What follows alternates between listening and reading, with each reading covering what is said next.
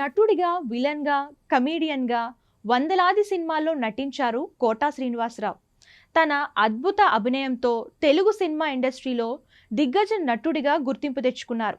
1978లో మొదలైన ఆయన సినిమా ప్రస్థానం 2023 వరకు కొనసాగింది.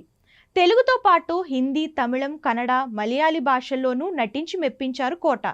సుమారు 750కు పైగా సినిమాల్లో నటించిన కోటా శ్రీనివాసరావు తన అభినయ ప్రతిభకు ఏకంగా 9 నంది అవార్డులు సొంతం చేసుకున్నారు. కేవలం సినిమాల్లోనే కాదు, రాజకీయాల్లోనూ సత్తా చాటారాయన.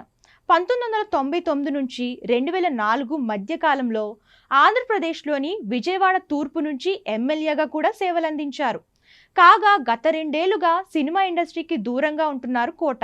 వృద్ధాప్య సమస్యలతో పాటు అనారోగ్య సమస్యలు తోడవడంతో ఇంటికే పరిమితయ్యారు.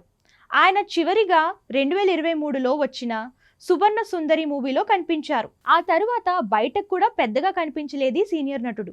అయితే తాజాగా ప్రముఖ నిర్మాత బండ్ల గణేష్ కోటా శ్రీనివాసరావును మర్యాదపూర్వకంగా కలిశారు.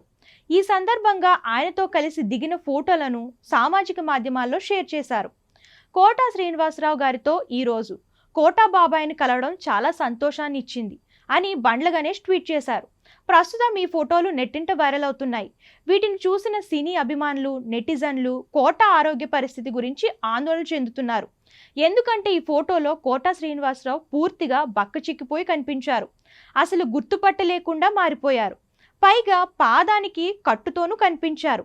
దీంతో కోటాకు ఏమైందని పలువురు ఆందోళన చెందుతున్నారు.